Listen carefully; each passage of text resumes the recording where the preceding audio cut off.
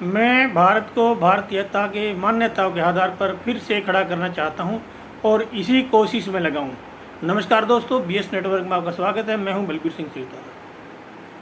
हमारे क्रांतिकारियों ने एक सपना देखा था कि हम अपने देश को अंग्रेज़ों से मुक्त करा के पूर्ण स्वतंत्रता दिला के देश से जितने भी अंग्रेज़ों के जो कानून चल रहे हैं, शासन व्यवस्था चल रही है, शिक्षा व्यवस्था चल रही है, इन सारी अंग्रेजियत को देश से समूल नष्ट करके और नया देश में एक संविधान लिखेंगे और नया देश के अंदर देश आज़ाद होने के बाद में कानून व्यवस्था बनाएंगे और नई शिक्षा नीति लागू करेंगे। मगर जैसे ही देश हुआ, आज़ाद हुआ, तो कुछ ऐसे लोगों के हाथ में देश की सत्ता आई, उन्होंने ना तो अंग्रेज़ों के बनाए हुए कानून बदले और ना उन्होंने शासन व्यवस्था को बदला। वही कानून है, वही वकील हैं, वही जज हैं, वही ड्रेस हैं, वही काले कोट हैं, वही भैंस है, वही प्रशासन व्यवस्था है, वही शिक्षा व्यवस्था, कुछ भी नहीं बदला। जबकि हमारा जब देश का जब संविधान बना तो संविधान के प्रेम्बल में लिखा है, वी आर द शोरिम भारत, हम एक संप्रभु भारत बनाएंगे। संप्रभु भारत का मतलब है कि जितने भी अंग्रेज़ों की व्यवस्थाएं हैं, चाहे वो कानून व्यवस्था हो, चाहे वो शासन व्यवस्था हो, चाहे वो शिक्षा व्यवस्था हो, इन सब को समूल नष्ट करके एक भारतीय कानून व्यवस्था बनाएंगे, एक भारतीय न्यायिक व्यवस्था बनाएंगे, भारतीय पुलिस व्यवस्था बनाएंगे, भारतीय प्रशासनिक व्यवस्था बनाएंगे, भारतीय इलेक्शन व्यवस्था बनाएंगे, भारतीय शिक्षा पद्धति लागू करेंगे। मगर ऐसा हुआ कुछ भी नहीं। इसका मतलब ये हुआ कि जो हमारे क्रांतिकारियों के जो सपने थे भारत को आज़ादी के बाद जो लेकर के, वो सपने शायद हमारे क्रांतिकारियों के अधूरे रह गए और ऐसे ये सरकारें चलती रहीं, ऐसे ये भेड़ चाल चलती रही, वही अंग्रेज़ों की नीतियों को अपनाते चलते रहे। तो ये हमारे क्रांतिकारियों के सपने मुझे पूरे होते हुए नज़र नहीं आ रहे हैं। जब तक 1860 का इंडियन पीनल कोड नहीं बदलेगा, 1861 का पुलिस एक्ट नहीं बदलेगा, 1872 का एविडेंस एक्ट नहीं बदलेगा, जब तक ये सारी प्रक्रियाएं भारतीय नहीं होगी, जब तक भारतीय पीनल कोड नहीं होगा, भारतीय पुलिस एक्ट नहीं होगा, भारतीय एविडेंस एक्ट नहीं होगा, भारतीय शिक्षा व्यवस्था नहीं होगी, भारतीय इलेक्शन व्यवस्था नहीं होगी, जब तक ये जो संप्रभु भारत का जो सपना है हमारे क्रांतिकारियों का और जो हमारे संविधान में जो लिखा हुआ हमारे प्रेम्बल में, ये सब एक कोरी कल्पना है, ये सब खाली दिखावा है और ये खाली कहने से नहीं होगा। 75 साल हो गया देश को ये बात सुनते सुनते, ये बदलेगा वो बदलेगा, लेकिन बदला कुछ नहीं। जैसे था अंग्रेज़ों के समय में हमारा देश, आज भी हमारा देश वैसे के वैसे है। आज हमारे देश में जिस प्रकार से धर्मांतरण हो रहा है, ये चाइना में क्यों नहीं हो रहा है? जैसे हमारे देश के अंदर ड्रग स्मगलिंग हो रही है, ये दूसरे देशों में क्यों नहीं हो रही है? ये इसलिए नहीं हो रही कि वहाँ का जो कानून है वो सख्त कानून है और हमारे देश का जो कानून है वो बिल्कुल रद्दी की टोकरी है। क्योंकि हमारे देश में अंग्रेज़ों ने जो आईपीसी जो बनाया वो अपने लिए नहीं बनाया, वो भारतीयों को दंड देने के लिए, सज़ा देने के लिए बनाया। अगर उन्होंने अपने लिए बनाया होता तो एक भी अंग्रेज़ को ना तो कभी सज़ा मिली, ना किसी अंग्रेज़ को फांसी हुई। ये कानून, ये एक्ट बनाने के बाद में भारतीयों को ही सज़ा हुई, भारतीयों को ही फांसी हुई। किसी भी एक भी अंग्रेज़ का कभी भी कोई अंग्रेज़ के ऊपर चलान नहीं हुआ, कोई भी अंग्रेज़ अरेस्ट नहीं हुआ, और कोई हुआ भी तो उनको अपनी बारीकों में, अपने अंडर में ही उनको कैद रखा गया सारी फैसिलिटियों के साथ में। और जब भारतीय अगर कैद हुए हैं तो सारे जेलों में सड़े हैं और अंग्रेजी कानूनों के तहत उनको बहुत यातनाएं सहन करनी पड़ी है।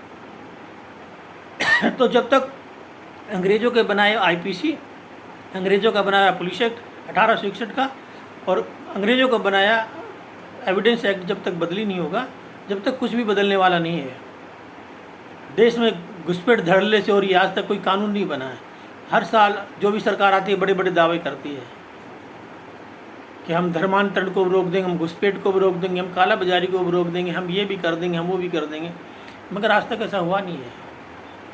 खाली महिलाओं के आरक्षण जैसे बिलों को पास करने से देश का उद्धार नहीं होने वाला, ना देश की महिलाओं का उद्धार होने वाला है। ये खाली एक वोट बैंक के लिए वोटर्स को लुभाने का एक तरीका है राजनीतिक पार्टियों का। बाकी इस महिला वंदना बिल से कुछ नहीं होने वाला। देश के अंदर 50 करोड़ से ज़्यादा महिलाएं हैं। ये 1600-1700 महिलाओं का भला होने से बिल से भला हो सकता, किसी सबका भला नहीं हो सकता। इसका कोई फ़ायदा नहीं है ऐसे बिलों को पास करने का। ये सिर्फ एक दिखावा, एक लोभ लुभावन एक बिल होते हैं जो सिर्फ वोट लेने के लिए ये बेवकूफ़ जनता को कुछ खुश हो जाती, तालियां बजा देती, एक बिल पास हुआ महिलाओं के लिए 33% आरक्षण हो गया। उससे क्या हो गया? उससे कौन सा देश का भला हो गया? कौन से देश की सारी महिलाओं का भला हो गया? तो इस प्रकार के झूठे बहकाव में जनता ना आए, क्योंकि कोई भी राजनीतिक पार्टी हो सिर्फ अपनी सत्ता को हथियाने के लिए, इलेक्शन में जीतने के लिए सब इस प्रकार के लोग लुभावने ये बिल वगैरह ये झूठे झांसे दिए जाते हैं, झूठे प्रलोभन दिए जाते हैं। मगर जनता की समझने का नाम नहीं लेती, जनता की कुछ सीखने को तैयार ही नहीं है। जनता को जागरूक होना पड़ेगा, और जब तक जनता अपने कर्तव्यों के प्रति जागरूक नहीं होगी, जब तक जनता को ही नहीं समझ में आएगी हमारी ड्यूटी क्या है राष्ट्र के प्रति, देश के प्रति, समाज के प्रति, हमारे कर्तव्य क्या हैं और हमारे अधिकार क्या हैं सरकार से जो हमको चाहिए, जब तक ये जागरूकता हर व्यक्ति तक नहीं जाएगी। 75% लोगों को ये नहीं पता कि हमारे अधिकार क्या हैं, हमारी ड्यूटी क्या है, हमने देश के लिए क्या किया है, देश हमारे लिए क्या कर सकता है, देश से हमको क्या चाहिए और हमें देश को क्या देना चाहिए। 70-75% लोगों को ना तो अपने कर्तव्यों का पता है ना अपने अधिकारों का पता है। बस वोट डालना है, वोट भी नहीं डालते हैं। 40-50% वोटिंग होती है देश के अंदर। जब तक सख्त कानून नहीं बनेगा वोटिंग डालने के ऊपर, एक सख्त कानून बना जाए, जो भी वोट नहीं डालने आएगा उसको सज़ा मिलेगी, उसके खाते से पैसे काट दिए जाएंगे, या उस पर चार्ज लगेगा। ऐसा कोई कानून बनाए ताकि 99% लोग वोट डालेंगे। आधे ही ज़्यादा लोग तो वोट घरों से निकलते नहीं वोट डालने के लिए। उनको ये नहीं पता कि हमारे वोट की ताकत क्या है, हमारे वोट का महत्व क्या है, क्योंकि उनमें जागरूकता नहीं है। अब उनके वोट को समझाने के लिए, उनकी वोट की ताकत को समझाने के लिए जनता को एक जागरूकता अभियान चलाना पड़ेगा। उनको समझाना पड़ेगा घर घर मोहल्ले मोहल्ले जा करके कि तुम्हारे एक वोट की, एक मत की इतनी बड़ी ताकत है। आप चाहें तो एक वोट से सरकार गिरा सकते हैं और आप चाहें तो 100 वोट से किसी की भी सरकार बना सकते हैं। मगर ये जागरूकता नहीं है जनता के अंदर। ये जागरूकता लाने के लिए कि अभियान चलाना पड़ेगा, घर घर जाके, गली गली, मोहल्ले मोहल्ले में जाके छोटी छोटी टीम बनाकर ये इस वोट के अधिकार को जनता तक जा करके उनको जागरूक करके उनको समझाना पड़ेगा, उनको प्रोत्साहित करना पड़ेगा। जब जाके जनता अपने वोट की कीमत को समझेगी, अपने कर्तव्यों को समझेगी देश के प्रति, और देश अपना अधिकारों को समझेगी। नहीं तो ये जब तक ऐसे राजनीतिक पार्टियां राजनीति में आती रहेंगी और पार्टियां जाती रहेंगी और आती रहेंगी और ऐसे देश लुटता रहेगा, देश का विकास कभी नहीं होने वाला। ना गरीबी मिटने वाली कभी देश की, ना देश में कभी बेरोजगारी मिटने वाली है। बस इलेक्शन के दौरान नेता आते हैं और बड़े बड़े वादे करते हैं और इलेक्शन के बाद में मुकर जाते हैं। वो तो एक जुमला था, वो तो इलेक्शन के टाइम में, वो तो पहले की बात थी, वो तो बात चली गई है। और जनता इतनी बेवकूफ़ है, फिर उसको भूल जाती है, फिर अगली बार फिर उसको जिता देती है। क्योंकि नेताओं को पता है कि 70-75% लोगों को पता ही नहीं है कि उनका राइट क्या है, उनका अधिकार क्या है, उनकी ड्यूटी क्या है, उनका कर्तव्य क्या है। जागरूक नहीं है लोग। पहले लोग पढ़े लिखे थे, वो भी इतने जागरूक थे, लेकिन आज जो जितने पढ़े लिखे हैं वो उतने ही जागरूकता से बहुत दूर है।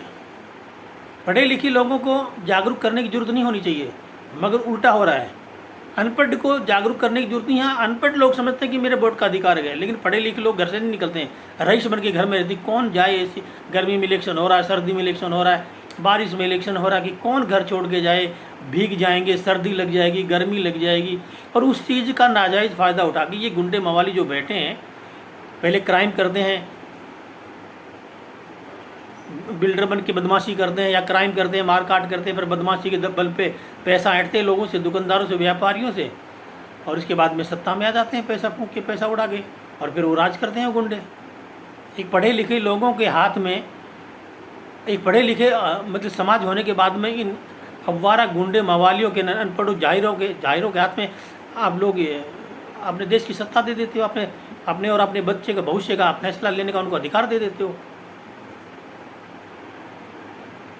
15% वोट, अगर मान लो एक विधानसभा में अगर 4 कैंडिडेट खड़े हैं, 4 कैंडिडेट के अंदर वो अगर जब वोट बढ़ जाते हैं, मान लो कि एक कैंडिडेट को 15% वोट मिला, एक को 35% वोट मिला, एक को 25% वोट मिला, एक को और 25% वोट मिला, तो अगर आपने 25% वाले वोट पाने वाले नेता को आपने सत्ता सौंप दी, 25% का मतलब ये है, जीतने का मतलब नहीं है, 25% का मतलब ओवरऑल, यानी कि समझो कि 140 करोड़ में उस, मान लो उस विधानसभा में, एक विधानसभा में 20,000 वोट है, 20,000 वोटों में अगर उसको 20,000 वोट हैं, उसमें अगर 250 लोग उसको जानते हैं, 250 वोटों के अगर बहुमत पे अगर वो सरकार बनाता है, वो जीत के आता है, तो क्या 250 लोगों की पसंद से जीता हुआ आदमी वो 2,000 या 2,500 लोगों का भविष्य की बागडोर उसको दे देनी चाहिए?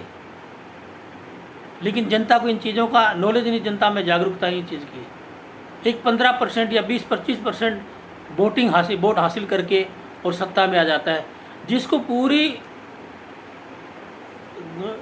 विधानसभा के अंदर जिसमें 20,000 वोट है, उसमें मात्र जिस आदमी को 2-2,500 लोग जानते हैं, 2-2,500 लोग पसंद करते हैं, 25,000 अगर लोग हैं एक विधानसभा में और उसके अंदर 2,500 लोगों ने वोट दिया उसको, तो 2,500 लोग उसको पसंद करते हैं और 22,500 लोग उसको ना पसंद करते हैं। तो वो 2,500 जो वोट जिसने डाले हैं, जो पसंद करने वाले लोग हैं, उन 2,500 लोगों की पसंद के आधार पर ही उन 22,500 लोगों का भविष्य लिख दिया जाता है, भविष्य उनके हाथ में दे दिया जाता है, उनको सत्ता तक पहुंचा देते हैं, उनके हाथ में सत्ता दे देते हैं। कितनी मूर्खता है, कितनी मूर्ख है हमारी जनता। इनको यही नहीं पता कि इसने कितना % वोट मिला है इसको, और कितने लोग थे हमारी विधानसभा में वोट डालने वाले, और उसमें उस वोटिंग में कितना % मिला है। तो कम से कम अगर 25,000 वोट है तो कम से कम 15,000 लोग तो उसको पसंद करने चाहिए, कम से कम 15,000 लोगों की तो पसंद होना चाहिए वो नेता जिसको आप सत्ता की बागडोर आप दे रहे हो, जिस नेता को आप अपना और अपने बच्चे को भविष्य का बागडोर दे रहे हो, वो कम से कम 25,000 लोगों के अंदर 15,000 लोग तो उसको पसंद करने वाले हों, तभी तो बहुमत में आएगा। बहुमत का मतलब क्या होता है? बहुमत का मतलब होता है कि जितने वोट होते हैं उससे 50 से 1% ज़्यादा हो। 25 अगर मान लो कि 25,000 वोट है हमारी विधानसभा के अंदर, तो उसको 12.5 यानी कि 1251 वोट पड़ेंगे तो वो बहुमत में आएगा। अगर 1250 से नीचे रहा तो बहुमत नहीं आ सकता, वहाँ नहीं जाएगा। जीत जाता वो अलग बात है, मगर असली बहुमत जब माना जाएगा जब वो 50% से अब होगा। लेकिन आप 25,000 वोट है हमारी विधानसभा के अंदर, और उसके अंदर 2,500 लोगों ने उसको वोट दिया, उसको 2,500 वोट आ गए, बाकी कुछ उस नेता को चले गए, कुछ 1,000 उसको चले गए, 500 उसको चले गए, 3600 तो पार्टियाँ, 3600 तो नेता खड़े होते हैं, कैंडिडेट खड़े होते हैं। किसी को 500 वोट मिल रही है, किसी को 1,000 मिल रहे हैं, किसी को 700 मिल रहे हैं, किसी को 1,200 मिल रहे हैं, और उन सभी मिला के को अगर मान लो कि 1,500 वोट मिल गए या 2,500 वोट मिल गए, वो जीत गया, उसने आपने उसको उसके हाथ में सत्ता दे दी। वो आपके और आपके समाज के ऊपर और आपकी कॉन्स्टिट्यूंसी में आपके ऊपर राज करता है। कितनी मूर्खता है, जोड़ तोड़ को जानती ही नहीं जनता को जागरूक होने की ज़रूरत है। और ये जागरूक करने के लिए लोगों को पहले सभी को जागरूक होना पड़ेगा। अब मैं अपने आप से बोलता हूँ, मुझे भी जागरूक होना पड़ेगा। जब तक मैं जागरूक नहीं होऊंगा तो मैं दूसरे को जागरूक कैसे करूँगा? लेकिन बात यहाँ पर ये आती है कि पहल कौन करे। किसी न किसी को तो पहल करनी पड़ेगी। देश को आज़ाद कराने के लिए किसी ने तो पहल की थी।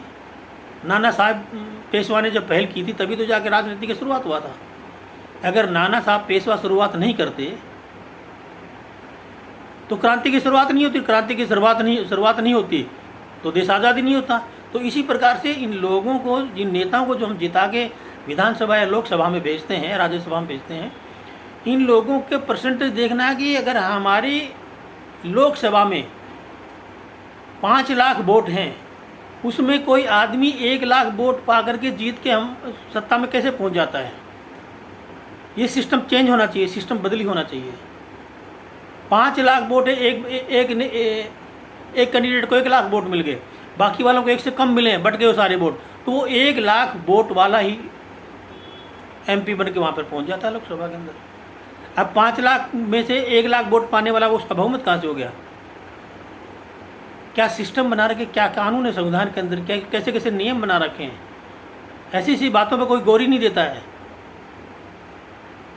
ये जीतना नहीं होता, ये बहुमत नहीं होता है।